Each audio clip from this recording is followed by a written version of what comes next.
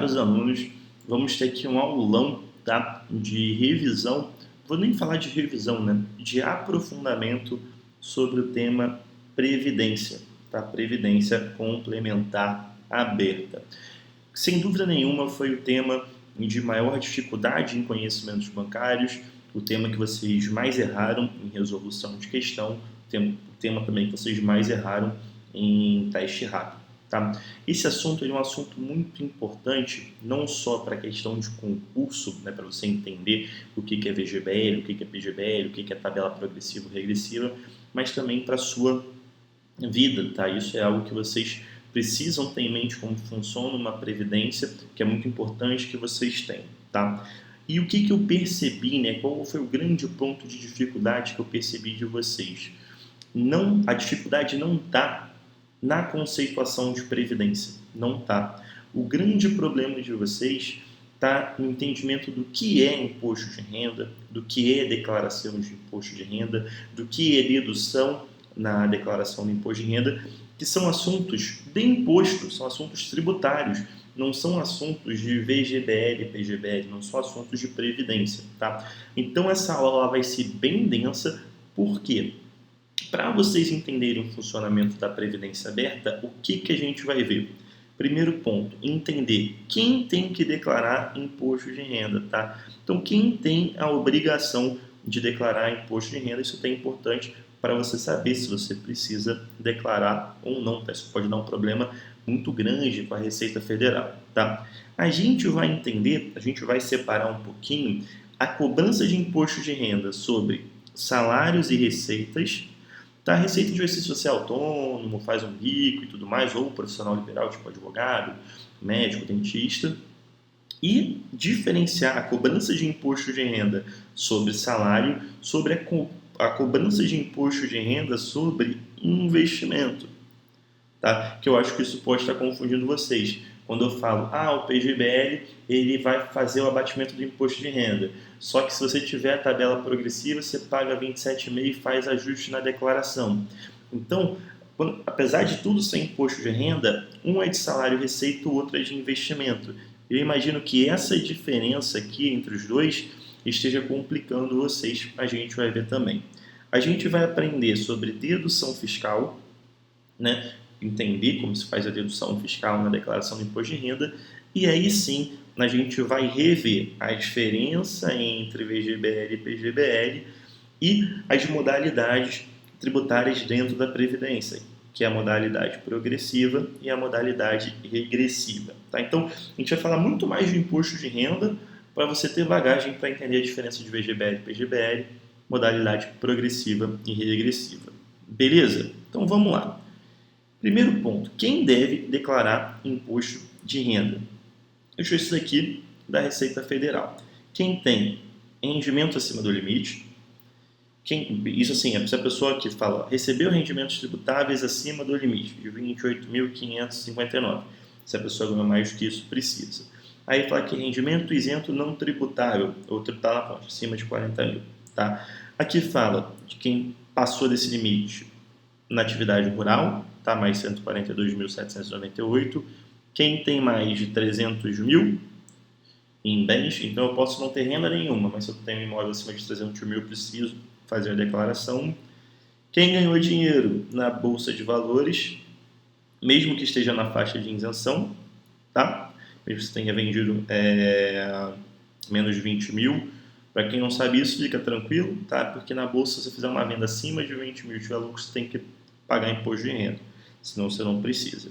Mas se você teve operação com ganho, independente se você vendeu menos de 20 mil, você precisa declarar. Questão daqui de isenção de ganho de capital em venda de imóvel e pessoas que vieram de fora e passaram a ser residentes no Brasil. Tá? O que importa para a gente aqui? Tá? O que importa dessa galera toda é isso daqui. Recebeu rendimento tributável acima do limite. Tá? Essa galera que interessa para a gente, que a gente trabalha mais. Tá? Mas aqui é só para saber quem tem que declarar imposto de renda.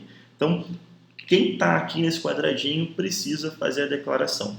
Como funciona a declaração do imposto de renda? A gente está no ano de 2021, já passou o período para fazer a declaração desse ano.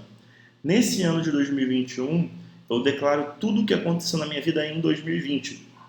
Tá? Então, a declaração do imposto de renda você sempre faz desse ano, do ano passado. Até porque você precisa do ano fechado para saber quanto que você ganhou, né? Obviamente.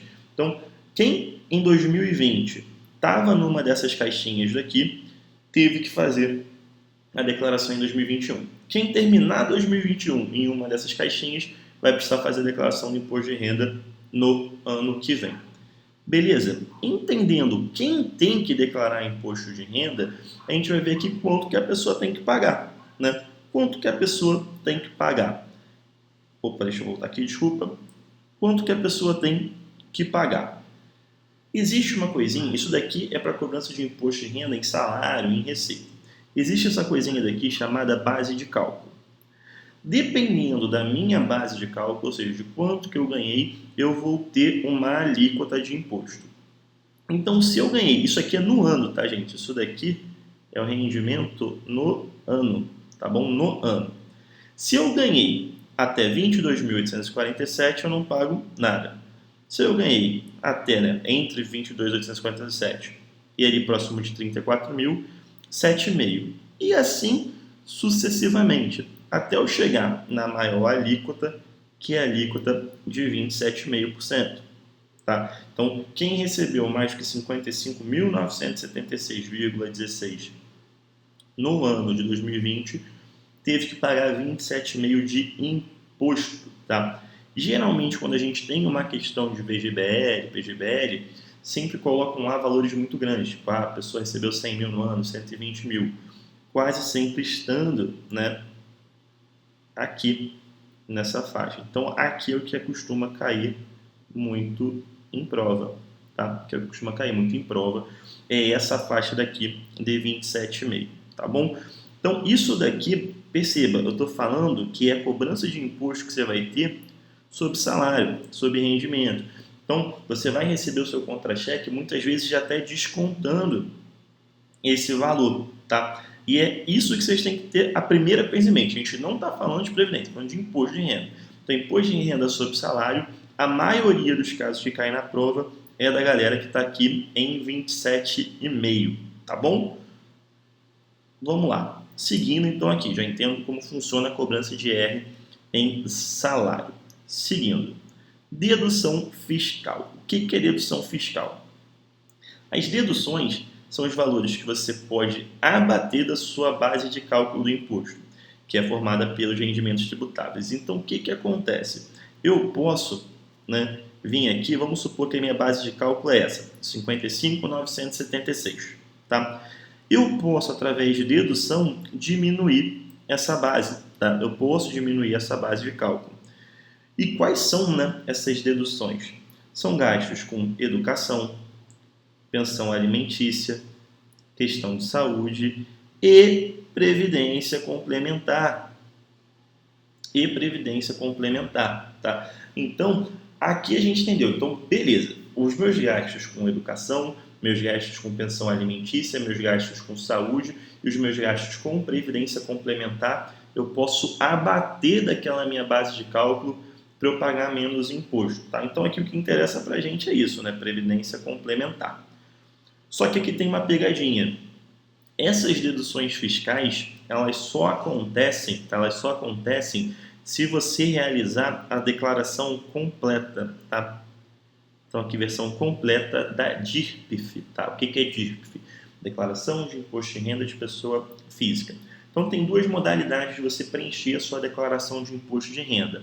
A modalidade simples, que você coloca menos informações, só que essa, né, você não tem acesso a essas deduções, e tem a declaração completa. Então, para um cara usar a previdência complementar para ter dedução, ele obrigatoriamente tem que fazer a declaração completa. Tá? Isso cai muito em prova. É uma pessoa que faz uma declaração simples de imposto de renda. Tem direito à dedução fiscal da Previdência? Não tem, porque ela fez a declaração simples. Ela tem que fazer a declaração completa. Tá? Então, entenderam o conceito de dedução? É tudo aquilo que você pode abater da sua base de cálculo, tá? Desde que você faça a versão completa da declaração do imposto de renda. Tá? Que pegadinha que cai muito em prova. Tá? Beleza. Vamos falar um pouquinho de imposto de renda, tá? Esse nosso amigo aqui, IR, a abreviação, né? IR em investimentos. Os valores recebidos por investimentos também podem ser tributados, dependendo da modalidade do investimento.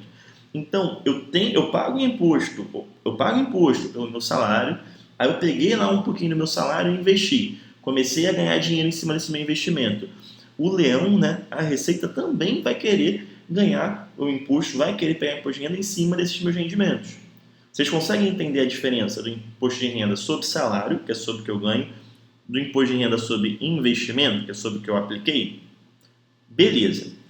Só que como funciona o imposto de renda em investimento? Ele não segue aquela nossa base de cálculo, tá? Cada investimento tem uma lógica. Por exemplo, poupança. Poupança é isenta, tá? Questão de venda de ação. Se você romper, né, aquele limite de 20 mil por mês que eu falei, você pode pagar de 15% a 20% de imposto, tá? Se você fizer uma ação de day trade, que é comprar e vender a ação no mesmo dia, e tiver lucro, você paga 20% de imposto. Se você não faz no mesmo dia, você paga 15%. Tá? E aqui, né, um outro exemplo são as modalidades da Previdência. São as modalidades progressiva e regressiva. Então perceba que essa parte aqui de cobrança de imposto de renda e investimento não tem nada a ver com o imposto de renda lá em salário, tá? E que cada investimento tem a sua lógica, tá? Cada investimento tem sua lógica e eu deixei aqui bem claro, tá? Esse valor ele não é considerado naquela base de cálculo. Isso aqui é uma outra coisa, tá? É uma outra forma de cobrança de imposto de renda que também acontece. Beleza? Aqui, gente, qualquer dúvida que vocês tiverem até aqui, coloca nos comentários e coloca, Brian, dúvida na parte de imposto ainda. Que aqui a gente só falou de imposto, tá? Até o presente momento a gente não falou nada de previdência, tá? Só questão de imposto. Vamos agora falar de previdência, tá? Vamos falar agora de previdência. Começando com a primeira escolha que você vai fazer, tá? Ao contratar o produto. A primeira escolha que você vai fazer é contratar um VGBL ou contratar um PGBL. Tá? Essa é a primeira escolha que você vai fazer. Quando que você vai escolher um, quando que você vai escolher outro? O VGBL, apesar dele ser uma previdência, ele não permite a dedução do cálculo do IR. Então, o que você investe no VGBL, você não pode abater na tua declaração, você não pode abater da sua DIRPF, tá? Você só pode abater da declaração o que você investe no PGBL, beleza? Então, se você quer ter isenção na declaração, tá? Se você quer ter isenção na DIRPF, tá? Se você quer ter isenção na DIRPF, né, ou abater, né, o imposto da DIRPF, você tem que fazer um PGBL, tá? Então, pô, beleza, André, mas aí qual é o sentido então de se fazer o VGBL e não o PGBL? O VGBL, ele tem uma característica mais de investimento pura, tá? E exatamente por isso, o imposto de renda que incide quando você resgata dele, perceba que agora eu estou falando de imposto de renda sobre investimento, tá? Imposto de renda sobre investimento. O imposto de renda que você vai pagar quando você resgatar o VGBL, ele vai ser só sobre o rendimento, tá? O que significa? Você aplicou 100 mil no VGBL, esses 100 mil viraram 110. O imposto de renda só vai debitar em cima de 10 mil, que é o rendimento. O PGBL, tá? O desconto do imposto de renda no resgate dele é em cima do rendimento e do capital, tá? Capital é o que você investiu. Então, no mesmo exemplo, se você aplicou 100 mil no PGBL e foi para 110, né, que rendeu, o teu desconto de imposto de renda no investimento vai ser em cima dos 110 mil, tá? Por isso, tá, que o PGBL ele só vale a pena se você fizer para conseguir realmente a isenção, né, a dedução no imposto de renda. E lembrando, tá, gente, o máximo que você pode deduzir no imposto de renda com aplicação no PGBL é 12% da tua renda bruta no ano. Então, se você ganhou 100 mil no ano, você pode abater até 12 mil. Aplicar mais do que isso no PGBL não faz sentido. Por isso que eu dei um exemplo, né, na outra aula. Se o cara tem 20 mil para investir, tá? mas ele só ganha 100 mil no ano, 12% de 100 mil é 12. Então, 12 mil faz sentido ele aplicar no PGBL, e os outros 8 mil que ele não vai ter benefício, vale a pena ele colocar no VGBL. Entenderam? Então, aqui é a grande diferença entre VGBL e PGBL. Mas vamos melhorar isso? Vamos melhorar isso? Vem aqui comigo. Tabela progressiva e tabela regressiva. Tá? Então, vamos lá. Eu decidi que eu vou fazer um PGBL ou um VGBL. Depois, é tipo Subway, tá, gente? Você foi lá e você escolheu o seu pão. Então, o VGBL e o PGBL são os pães. Escolhi o pão. Agora eu vou escolher o meu recheio. Então, depois que eu escolhi VGBL ou PGBL, que eu vou escolher o meu regime de tributação. Se eu quero pagar imposto da forma progressiva ou se eu quero pagar imposto da forma regressiva. Então, pode ter um PGBL progressivo, pode ter um PGBL regressivo. Pode ter um VGBL progressivo e pode ter um VGBL regressivo, tá? Porque aqui eu estou escolhendo o recheio, tá bom? Então vamos lá. Como funciona a tabela progressiva compensável? Ela sempre vai debitar 15% na hora do resgate, tá? Sempre vai debitar 15% na hora do resgate. E na DIRPF, ou seja, no ano seguinte, você vai ter que fazer o ajuste, tá? Enquadrando a cobrança na sua faixa de imposto de renda correspondente. Tá? O que isso significa? Deixa eu voltar aqui rapidinho. Tá? Só grava aqui os 15%. Cheguei aqui. Tá? Vamos supor que a minha faixa, tá? Que a minha alíquota seja 27,5%. Tá? Que a minha alíquota esteja aqui, 27,5%. Tá bom? A minha, pelo meu salário. E eu optei por fazer um plano de previdência com a tributação progressiva. O que vai acontecer? Na hora que eu for fazer o resgate, eu vou pagar 15%, como a gente viu. Só que a minha alíquota ela é de 27,5%. Então tem 12,5% que eu não paguei. Esses 12,5% que eu não paguei, eu vou pagar na DIRPF, eu vou pagar na minha declaração do imposto de renda do ano seguinte. Tá? Então, o meu imposto efetivo na progressiva sempre vai ser dessa tabela daqui, sempre vai ser dessa base de cálculo. Por mais que debite 15% na hora e o restante eu tenha que compensar, tá? E até por isso que tem o nome de compensável, porque eu compenso no ano seguinte, sempre vai ser aquela faixa. Então, se eu estou na faixa de 27,5, eu vou pagar 27,5. Se eu estou na faixa de 22,5, eu vou pagar 22,5. Tá bom? E a outra modalidade é a regressiva definitiva. No caso da regressiva definitiva, o débito é integral no momento do resgate, tá? E eu não preciso fazer ajuste na declaração do imposto de renda. Tá? Então, quando eu tenho a alíquota regressiva, o modo tributário regressivo, quando eu resgato, paga todo o imposto que eu devo. Ali eu não preciso fazer nada na minha declaração do ano seguinte. Tá?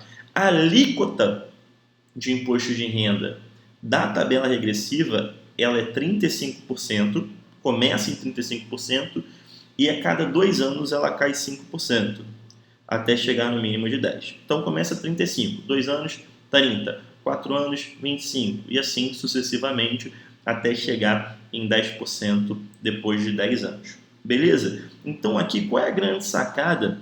A gente sabendo, né, que a maior parte, né, quando vem em prova, a alíquota é 27,5%.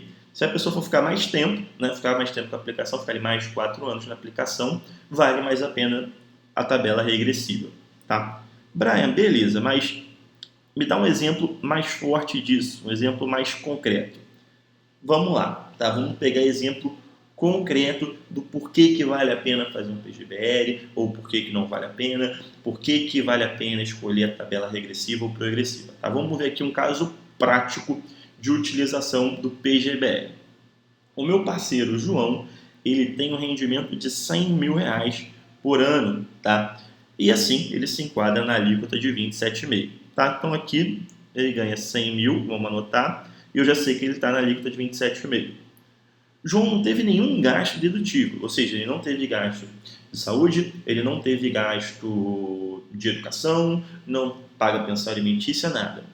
E, além disso, né, além de ele não ter nenhum gasto dedutível dessas áreas, ele pensa em fazer uma aplicação de 12 mil em uma previdência complementar, tá? Então, vamos ver aqui, tá? O João chegou para você e falou, cara, eu ganho 100 mil por ano, tá? Não tenho nenhum gasto para deduzir do meu imposto de renda, eu pago muito imposto de renda, eu tenho 12 mil para aplicar numa previdência complementar. Você me recomenda fazer um PGBL? Vamos ver se faz sentido? Sem PGBL, se ele pegar esses 12 mil e aplicar no VGBL, tá? Não aplicou no PGBL.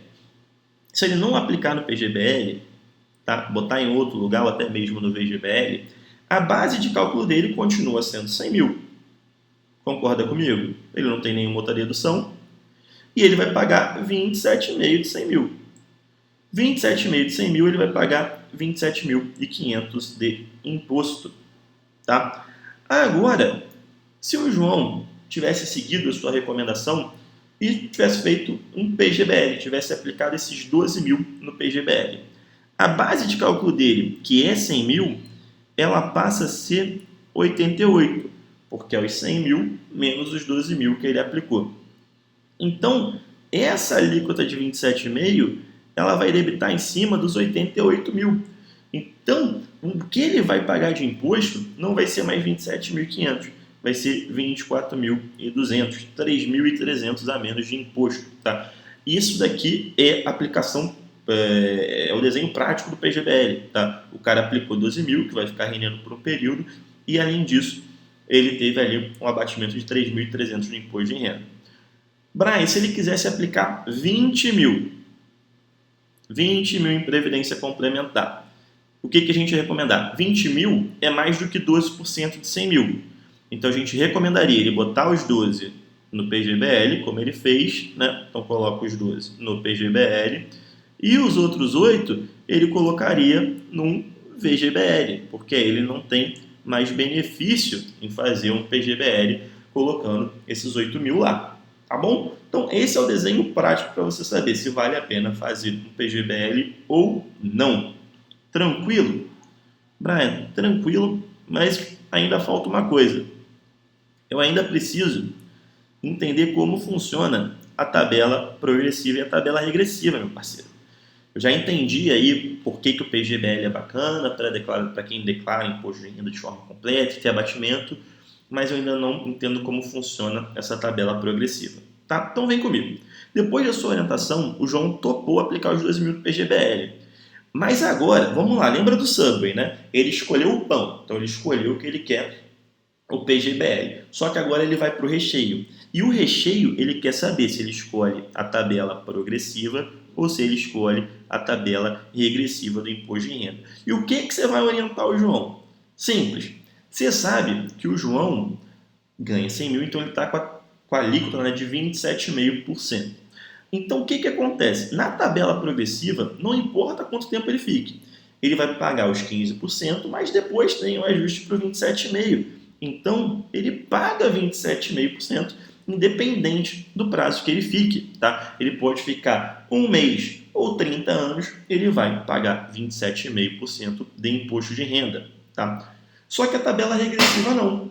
A tabela regressiva, a cada período ela vai caindo. Então aqui, ó, no início, de 0 a 2 anos, é 35%. Entre 2 e 4 anos, 30%, 25%, 20%, 15% e 10%. E aí, quando que vai valer a pena ele fazer uma ou fazer outra? Repara comigo, essa parte daqui, ó, né, depois de 4 anos,